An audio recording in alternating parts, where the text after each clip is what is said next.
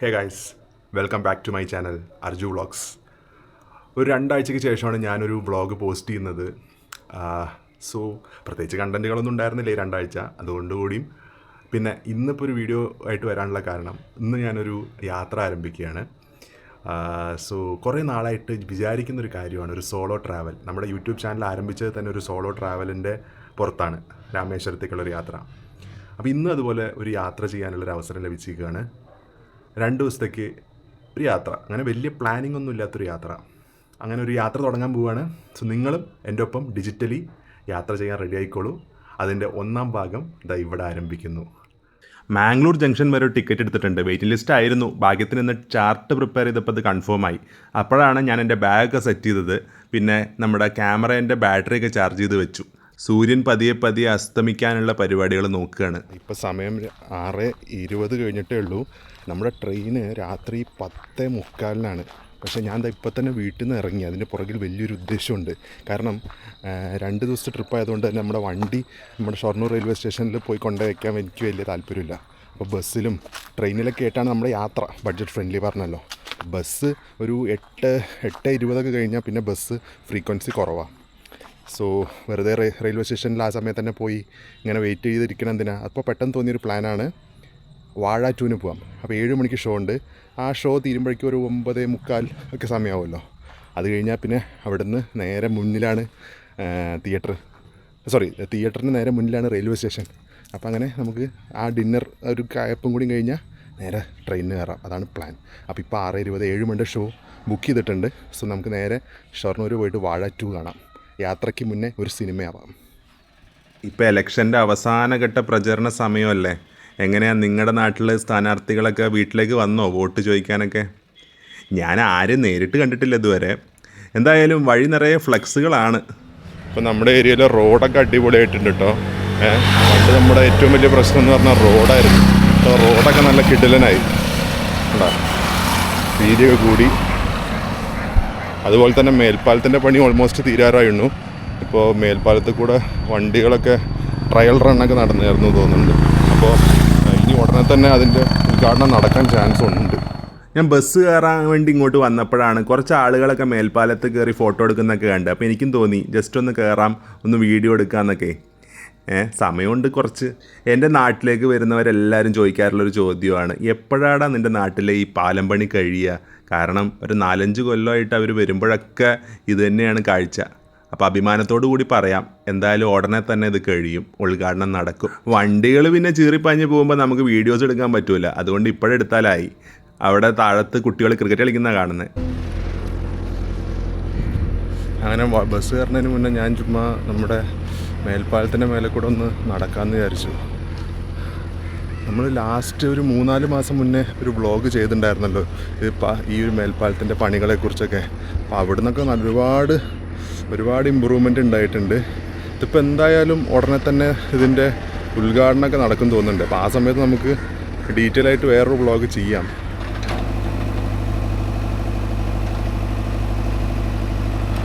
Bus കിട്ടാൻ കുറച്ച് സമയം പിടിച്ചു. മാത്രമല്ല വഴിയിലാണെങ്കിൽ ബ്ലോക്കും. മിക്കവാറും ഞാൻ തിയേറ്ററിലെത്തുമ്പോഴേക്കും പടം തുടങ്ങാൻ നല്ല ചാൻസ് ഉണ്ട്. ഭാഗ്യത്തിന് ടൈറ്റിൽ കാർഡ് ഇടുന്നതിന് മുന്നേ ഞാൻ എത്തിയിട്ടോ. കിടിലം പടം. 4 പേരും, ഹാഷിറും അജിനും അലനും വിനായകും. അടിപൊളി. ആൻഡ് മോറോവർ അടിപൊളി കഥ കേട്ടോ. ബിപിൻ ദാസിൻ്റെ സ്റ്റോറിയും ഡയലോഗ്സും, അതുപോലെ സവിൻ ഷാ, അയാൾ വേറെ പടം ഡയറക്റ്റ് ചെയ്തിട്ടുണ്ടോ അറിയില്ല. കിടിലം പടം. സമയം പോയതേ അറിഞ്ഞില്ല. 3 മണിക്കൂറോളം ഉണ്ട് പടം. പക്ഷേ ഉഷാറ്. ചിരിപ്പിക്കുക മാത്രമല്ല, നല്ല കരയിപ്പിക്കുകയും ചെയ്തു അവസാനം.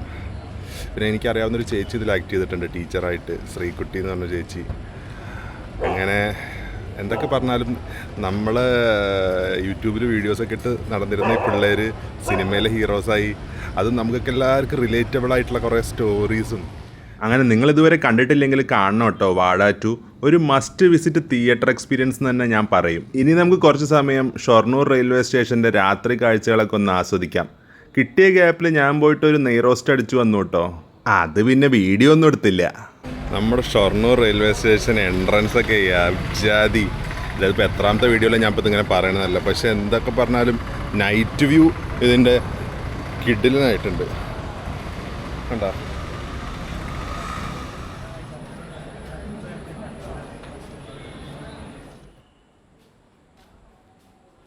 എറണാകുളം ഓക്ക എക്സ്പ്രസ് ഏതാണ്ട് ഇപ്പോൾ മുള്ളൂർക്കര ക്രോസ് ചെയ്തിട്ടുണ്ട്. 7ാം പ്ലാറ്റ്ഫോമിൽ എത്തുമെന്നാണ് അറിയപ്പെടുന്നത്. എൻ്റെ അച്ഛൻ പറയാറുണ്ട്, പണ്ട് പുള്ളി ജോലിയുടെ ആവശ്യത്തിന് വേണ്ടി ചെന്നൈയിലൊക്കെ പോകുമ്പോൾ ഇതുപോലെ രാത്രി വന്നിട്ട് അതിനുശേഷം പടത്തിന് കയറുന്നത്. കാരണം പടം കയറിയിട്ട് ഒരു ഇൻ്റർവെല്ലൊക്കെ ആകുമ്പോൾ ഇറങ്ങും. അപ്പോഴേക്കും ഇത് പോകാനുള്ള സമയവും, അതായത് ട്രെയിൻ വരാനുള്ള സമയവും. ചിലപ്പോൾ നല്ല സിനിമയൊക്കെ ആണെങ്കിൽ നമുക്ക് ആകെ ഇതാവില്ലേ ഇൻ്റർവെല്ലിൽ ഇറങ്ങുമ്പോൾ. മോശം സിനിമയാണെങ്കിൽ കുഴപ്പമില്ല. അങ്ങനെയൊക്കെയാണ്. കാരണം നമുക്ക് അവിടെ നിന്ന് ഇപ്പോൾ ആ ഒരു ടൈമിങ് കഴിഞ്ഞാൽ ബസ്സുകളില്ല. അപ്പോൾ സ്വന്തം വണ്ടി ഇവിടെ സ്റ്റേഷനിൽ കൊണ്ടുപോയി വയ്ക്കുകയാണെങ്കിൽ കുഴപ്പമില്ല. അല്ലാത്തടത്തോളം ഇത് നല്ലൊരു പരിപാടിയാണ്. പക്ഷേ നമ്മുടെ സ്റ്റേഷൻ്റെ അടുത്ത് തന്നെ തിയേറ്ററിനെങ്കിലേ നടക്കുള്ളൂ. ഷൊർണൂർ എന്തായാലും ഉണ്ട്. ഇപ്പോൾ 7ാം പ്ലാറ്റ്ഫോമിൽ ഒരു 10 മിനിറ്റിനുള്ളിൽ വരുന്ന അനൗൺസ്മെൻറ്റ് വന്നു. അതായത് 10:35 ഇവിടെ എത്തും. എറണാകുളത്ത് നിന്ന് സ്റ്റാർട്ട് ചെയ്യുന്നതുകൊണ്ടായിരിക്കാം ഓക്ക വരെ പോകുന്നതാണ്. ഈ ഓക്ക എന്ന് പറയുന്നത് if I am not wrong ഗുജറാത്താണെന്ന് തോന്നുന്നു. അതെ, ഗുജറാത്ത് വരെ പോകേണ്ട ട്രെയിനാണ്. നമ്മൾ മംഗലാപുരം വരെയുള്ളൂ. അപ്പോൾ എന്തായാലും 7ാം പ്ലാറ്റ്ഫോമിൽ വന്ന് വെയിറ്റ് ചെയ്യണം. ഇന്ന് പൗർണമി രാത്രിയാണല്ലേ. അപ്പോൾ യാത്രകൾ ചെയ്യാൻ ഏറ്റവും ഉചിതമായിട്ടുള്ള ദിവസമായിരിക്കും. ആർക്കറിയാം, ഞാൻ വെറുതെ അടിച്ചു വിടുന്ന കേട്ടോ. ഇപ്പോൾ എല്ലാ റെയിൽവേ സ്റ്റേഷനുകളിലും AC വെയിറ്റിംഗ് ഹോൾ ഉണ്ട്. ഇത് വളരെയധികം യൂസ്ഫുള്ളാണ് അല്ലേ. ഇതിനകത്താണെങ്കിൽ വൈഫൈ ഉണ്ട്, അതുപോലെ ഫുൾ എയർ കണ്ടീഷൻഡ് ആണ്, മൊബൈൽ ചാർജിങ്, പിന്നെ മെയിനായിട്ട് വാഷ്റൂം. അപ്പോൾ ഒരു 30 രൂപ കൊടുത്തു കഴിഞ്ഞാൽ ഒരുവിധപ്പെട്ട നമ്മുടെ ആവശ്യങ്ങളൊക്കെ നടക്കും. ഷൊർണൂർ റെയിൽവേ സ്റ്റേഷനിൽ 3-ാമത്തെയും 5-ാമത്തെയും 7-ാമത്തെയും പ്ലാറ്റ്ഫോമുകളിൽ ഇതുണ്ട്.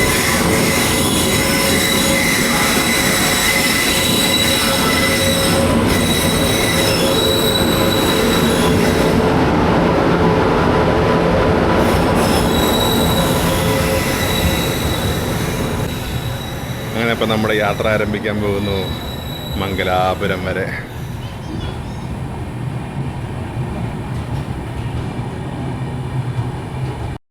ഞാൻ കയറി കടന്ന്, എല്ലാവരും വളരെ സൈലൻ്റാണ്. കുറേ പേരൊക്കെ ഉറങ്ങി. അതുകൊണ്ട് നമ്മളധികം ബഹളം വയ്ക്കുന്നില്ല. അപ്പോൾ രാവിലെ കാണാം.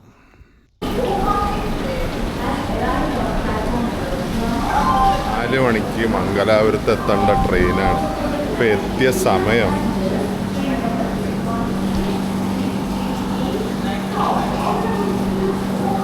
ഏതാണ്ട് 2 മണിക്കൂർ ലേറ്റ്. എന്തായാലും നന്നായി ഉറങ്ങാൻ പറ്റി. ഒരുപാട് കൂർക്കം വലികൾക്കിടയിൽ ഞാനും കൂർക്കം വലിച്ചുറങ്ങി. 2 മണിക്കൂർ ലേറ്റ് എങ്ങനെ ആവാതിരിക്കും? കോഴിക്കോടിന് ശേഷം കോഴിക്കോട്, മാഹി, തലശ്ശേരി, കണ്ണൂർ, പയ്യന്നൂർ, പിന്നെ ഏതാ കാഞ്ഞങ്ങാട്, കാസർഗോഡ്, അങ്ങനെ ഒരുവിധം എല്ലാ സ്റ്റേഷനിലും അരമണിക്കൂറോളം പിടിച്ചിട്ടു. ഇനി ഈ ട്രെയിന് ഓക്ക വരെ ഓടിയെത്തുമ്പോഴേക്കും മറ്റന്നാൾ രാവിലെ ആവുമെന്നാണ് തോന്നുന്നത്. എന്തെങ്കിലും ആവട്ടെ, നമ്മളെ ബാധിക്കുന്നൊരു വിഷയമല്ല. അപ്പോൾ ഇവിടെ എത്തിയപ്പോഴാണ് പ്ലാനൊന്നും ഇട്ടത്. ഇവിടുന്ന് നേരെ നമുക്ക് മംഗലാപുരമൊക്കെ ഒന്ന് എക്സ്പ്ലോർ ചെയ്യുന്നതിന് മുന്നേ ഉടുപ്പി ഒന്ന് പോകാമെന്ന് വിചാരിച്ചു. അധികം എക്സ്പ്ലോർ ചെയ്യാത്തൊരു സിറ്റിയാണ് ഉടുപ്പി. ഒരു ടെമ്പിൾ സിറ്റിയാണ്. അപ്പോൾ ആദ്യം അങ്ങോട്ട് പോകാം. രാവിലെ അല്ലേ, ഒന്ന് അമ്പല ദർശനമൊക്കെ ആവാം. അപ്പോൾ അതിന് മുന്നേ ഒരു ചായ കുടിക്കണം. അതിനു മുന്നേ ഒരു കുളി പാസ്സാക്കണം.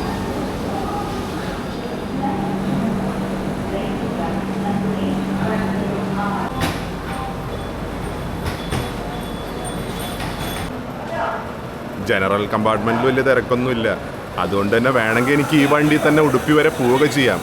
പക്ഷേ ഈ വണ്ടി ഇങ്ങനെ വഴിയിലൊക്കെ നിർത്തി പോകുന്നതുകൊണ്ടേ ഒരു രസം ഉണ്ടാവില്ല. പ്രത്യേകിച്ച് കാഴ്ചകളൊന്നും കാണാനും ഉണ്ടാവില്ല.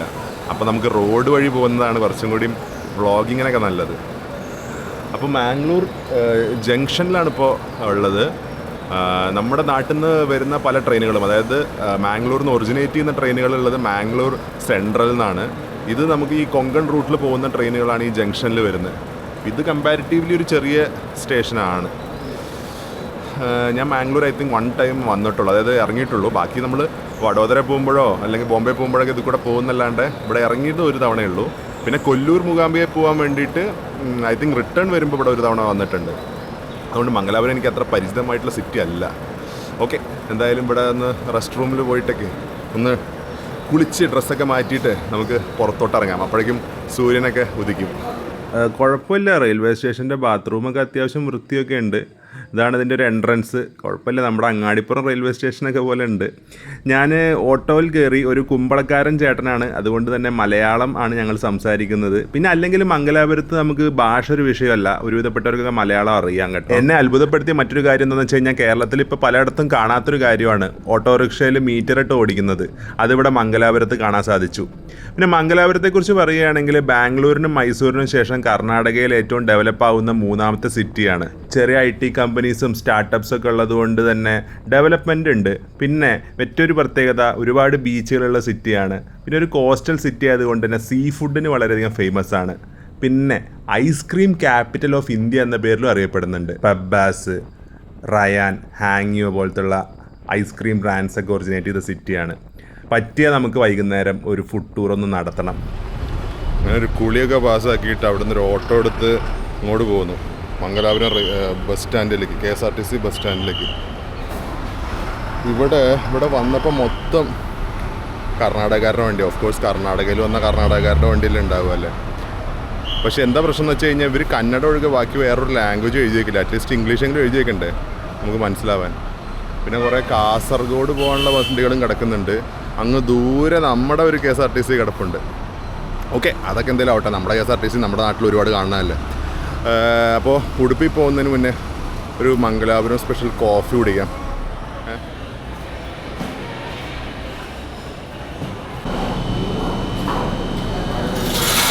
നല്ല ഉഷാർ കോഫി.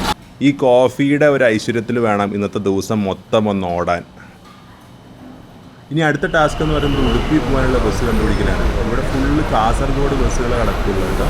ഇവിടുന്ന് കാസർഗോഡ് വളരെ അടുത്താണ്, 45 കിലോമീറ്റർ മറ്റേ ഉള്ളൂ. അപ്പോൾ ഉടുപ്പി പോകാനായിട്ട് ഒരുപാട് പ്രൈവറ്റ് ബസ്സുകൾ അവൈലബിൾ ആണ് ആക്ച്വലി. എന്നിട്ട് ഞാൻ KSRTC ചൂസ് ചെയ്ത് എന്താണെന്ന് വെച്ച് കഴിഞ്ഞാൽ, ഞാൻ വലിയൊരു KSRTC ഫാനാണ്.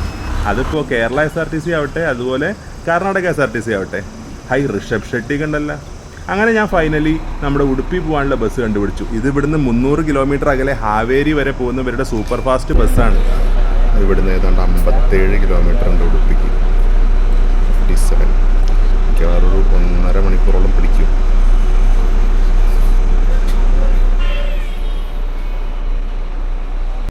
മംഗലാപുരം ടു ഉടുപ്പി ഈ സൂപ്പർ ഫാസ്റ്റ് ബസ് 75 രൂപയാണ് ചാർജ് ചെയ്യുന്നത്. ഞാൻ നേരത്തെ പറഞ്ഞ പോലെ ഹാവേരി വരെ പോകുന്ന ബസ്സിൻ്റെ ഫസ്റ്റ് മെയിൻ സ്റ്റോപ്പാണ് ഉടുപ്പി.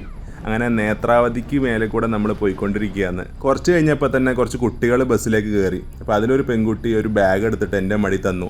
അണ്ണാ ഇത് പിടിച്ചുക്കോ എന്ന് പറഞ്ഞിട്ട് എന്തോ കന്നഡയിൽ പറഞ്ഞു, എനിക്ക് മനസ്സിലായില്ല. എന്തായാലും കുട്ടിയുടെ ബാഗ് ഞാൻ മടിയിൽ വെച്ചു. എൻ്റെ അപ്പുറത്തിരിക്കുന്ന ചേട്ടൻ സൈഡ് സീറ്റ് കിട്ടിയിട്ടും ഇരുന്ന് ഉറങ്ങുകയാണ്. എന്നാൽ അയാൾക്ക് ആ സൈഡ് സീറ്റ് എനിക്ക് തന്നൂടെ? അറ്റ്ലീസ്റ്റ് എനിക്ക് ബ്ലോഗിങ്ങിൽ എടുത്താൻ പറ്റും. അങ്ങനെ ഉടുപ്പി ടൗണിലെത്തി ബസ് സ്റ്റാൻഡിന് മുന്നിൽ. ഇങ്ങോട്ട് വരുന്ന വഴി അങ്ങനെ വലിയ കാഴ്ചകളൊന്നും ഉണ്ടായിരുന്നില്ല. പിന്നെ സൈഡ് സീറ്റ് അല്ല കിട്ടിയത്. സീറ്റ് കിട്ടിയത് തന്നെ ഭാഗ്യം. സൈഡ് സീറ്റൊന്നും നമുക്ക് അങ്ങനെ മോഹിക്കാൻ പറ്റില്ല. സീറ്റ് കിട്ടിയത് തന്നെ ഭാഗ്യം, അത്രയും തിരക്കുണ്ടായിരുന്നു. അപ്പോൾ ഇവിടെ നിന്ന് ഇനി 1 കിലോമീറ്റർ ഉണ്ട് തോന്നുന്നു അമ്പലത്തിലേക്ക്. അപ്പോൾ ഒന്ന് നടക്കാം കുറച്ച്. അതിനുശേഷം ബ്രേക്ക്ഫാസ്റ്റ് കഴിച്ചതിന് ശേഷം അമ്പലത്തിൽ പോകാം.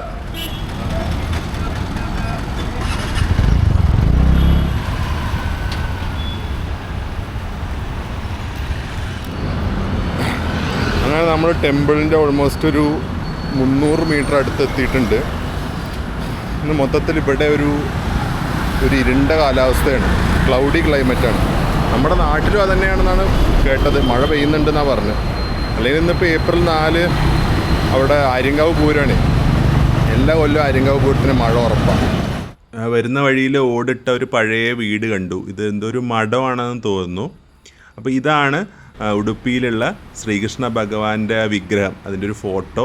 ഇവിടെ എന്തോ ഉത്സവമൊക്കെ നടന്നിരുന്നു തോന്നുന്നു റീസെൻറ്റ് ടൈമിൽ. എന്തായാലും ഫുള്ള് കന്നഡയിലാണ് എഴുതി വെച്ചേക്കുന്നത്. ശ്രീകൃഷ്ണ മുട്ടിലേക്കുള്ള, അതായത് ശ്രീകൃഷ്ണ ടെമ്പിളിലേക്കുള്ള വഴി. നമ്മുടെ ഗുരുവായൂരൊക്കെ പോലെ വളരെ ഫേമസ് ആയിട്ടുള്ള ഒരു ശ്രീകൃഷ്ണ ടെമ്പിളാണ്. അതുകൊണ്ട് തിരക്കുണ്ടാവാൻ ചാൻസ് ഉണ്ട്, വീക്കെൻഡും കൂടി ആയതുകൊണ്ട്. അതുകൊണ്ട് ആദ്യം ഒന്ന് ഭക്ഷണം കഴിച്ചതിന് ശേഷം അമ്പലത്തിൽ തൊഴുകാം.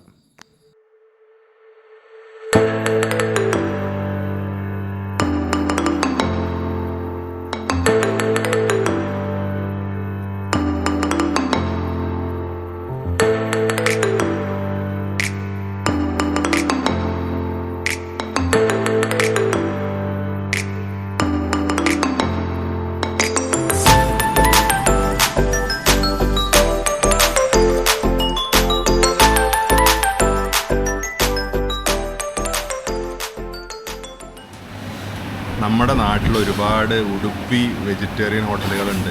ആ ഹോട്ടലുകൾക്കൊക്കെ ഉടുപ്പിയായിട്ട് എന്തെങ്കിലും ബന്ധമുണ്ടോയെന്ന് വെച്ചാൽ അറിയില്ല, പക്ഷെ പേര് ഉടുപ്പി എന്നാണ്. അപ്പോൾ ഇവിടെ ഉടുപ്പിയിൽ വന്നിട്ട് നമ്മുടെ ഭഗവാനെ കാണാൻ പോകുന്നതിന് മുന്നേ സമയം ഏതാണ്ട് 9 മണിയായി, അതുകൊണ്ട് ബ്രേക്ക്ഫാസ്റ്റ് കഴിച്ചിട്ട് അമ്പലത്തിലേക്ക് പോകാമെന്ന് വിചാരിച്ചു. അങ്ങനെ ഒരു നെയ്റോസ്റ്റല്ല മസാല ദോശ ഓർഡർ ചെയ്തിട്ടിരിക്കുകയാണ്. ടെമ്പിളിൻ്റെ മെയിൻ എൻട്രൻസിന് തൊട്ടടുത്തുള്ള ഹോട്ടൽ മാഥൂറിലാണ് ഞാനിപ്പോൾ ഉള്ളത്. ഇവർക്ക് അക്കോമഡേഷനും ഫുഡും ഒക്കെ അവൈലബിൾ ആണ്. അപ്പോഴാണ് ഇവരുടെ എൻട്രൻസിൽ ഒരുപാട് പഴയ തരത്തിലുള്ള കോയിൻസ്, ഇന്ത്യയുടെ മാത്രമല്ല എല്ലാ രാജ്യങ്ങളുടെയും, നമ്മുടെ പഴയ 500, 1000 ഒക്കെ കണ്ടിട്ട് കുറേ കാലമായില്ലേ. അപ്പോൾ അതൊക്കെ ഒന്ന് കാണാമെന്നും വ്ളോഗ് എടുക്കാമെന്നും വിചാരിച്ച് വന്ന്. നോട്ട്സും കോയിൻസും മാത്രമല്ല പല രാജ്യങ്ങളുടെയും സ്റ്റാമ്പ് കളക്ഷനും ഇവർക്കുണ്ട്. പണ്ട് ഒരുപാട് സ്റ്റാമ്പ് കളക്ഷൻ ചെയ്തിരുന്ന ഒരാളാണ് ഞാൻ. അപ്പോൾ അതൊക്കെ ഒന്ന് കണ്ടു. അപ്പോഴേക്കും നമ്മുടെ മസാല ദോശ ടേബിളിലെത്തി. ഉത്തര കന്നഡ സ്പെഷ്യൽ മസാല ദോശയും അതിൻ്റെ കൂടെയുള്ള ചട്നിയും സാമ്പാറും ഒക്കെ ആയിട്ട് നമുക്കൊരു പിടി പിടിക്കാം. നമ്മുടെ കേരളത്തിൽ വലിയ വലിയ മസാല ദോശ കഴിച്ചിട്ട് ഇത്രയും ചെറിയ മസാല ദോശ കാണുമ്പോൾ എന്തോ ഒരു ചെറിയ ഡിസപ്പോയിൻമെൻറ്റ് എനിക്ക് തോന്നുന്നുണ്ട് കേട്ടോ. പക്ഷേ വലുപ്പത്തിലല്ല കാര്യം, ഗുണത്തിലാണല്ലോ.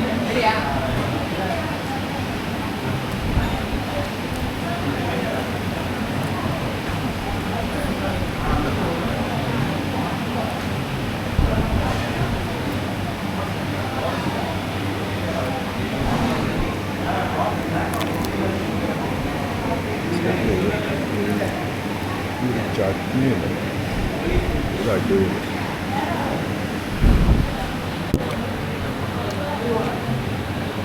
ചട്നി അടിപൊളി.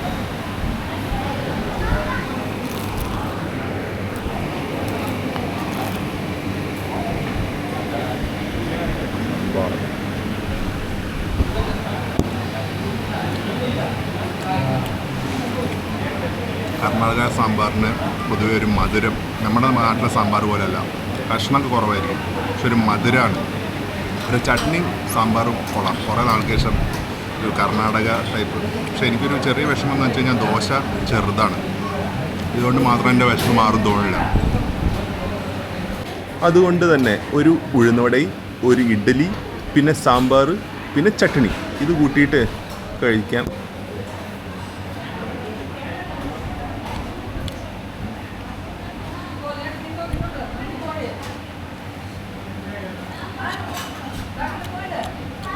വടക്ക് പച്ചരി ചട്നിയാണ്,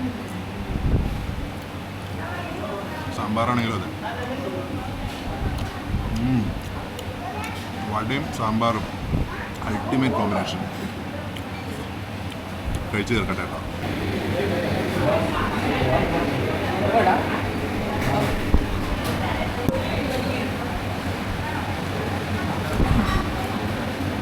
ഇഡ്ഡലി അത്ര പോരാ,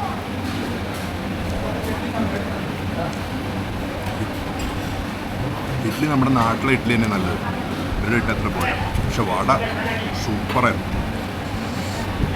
ബാക്കി വന്ന സാമ്പാർ ഞാനൊരു സൂപ്പ് പോലെ എടുത്തങ്ങൾ കുടിച്ചു. ഇവരുടെ സാമ്പാർ വെറുതെ കുടിക്കാൻ തന്നെ സൂപ്പറാണ്. കുറേ നാളുകൾക്ക് ശേഷം ഒരു കർണാടക സ്റ്റൈൽ ബ്രേക്ക്ഫാസ്റ്റ് കഴിച്ചു ഇവിടെ ഉടുപ്പിയിൽ വെച്ച്. അപ്പോൾ അങ്ങനെ നമ്മുടെ നാട്ടിൽ നിന്ന് ഷൊർണൂരിൽ നിന്ന് ഉടുപ്പി വരെ വന്ന കാഴ്ചകളും ഇവിടുത്തെ കുറച്ച് ഉടുപ്പിയിലെ കാഴ്ചകളൊക്കെ ഞാൻ ഈ വീഡിയോയിൽ ഉൾപ്പെടുത്തിയിട്ടുണ്ട്. അങ്ങനെ നമ്മുടെ ഈ ഒരു സോളോ ട്രാവൽ സീരീസിൻ്റെ ഫസ്റ്റ് വ്ളോഗ് ഇവിടെ അവസാനിക്കുകയാണ്. ഇനി ഞാൻ നേരെ ഉടുപ്പി അമ്പലത്തിലേക്ക് പോകാൻ പോകുന്നത്. അപ്പോൾ അതിനൊരു സെപ്പറേറ്റ് വീഡിയോ തന്നെ വേണ്ടേ.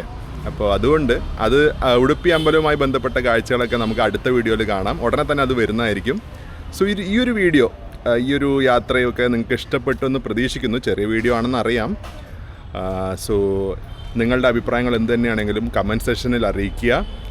വീഡിയോസ് തുടർച്ചയായി കാണുക. ഇതിന് ശേഷം ഇപ്പം ഉടുപ്പിക്ക് ശേഷം നമ്മൾ വേറെ സ്ഥലങ്ങളൊക്കെ പോകുന്നുണ്ട്. അപ്പോൾ അതൊക്കെ വഴിയെ വരുന്നതായിരിക്കും. സോ നിങ്ങളുടെ സപ്പോർട്ട് അത്രയും അത്യാവശ്യമാണ്. So keep supporting Arju vlogs. Thank you so much for watching. Stay tuned.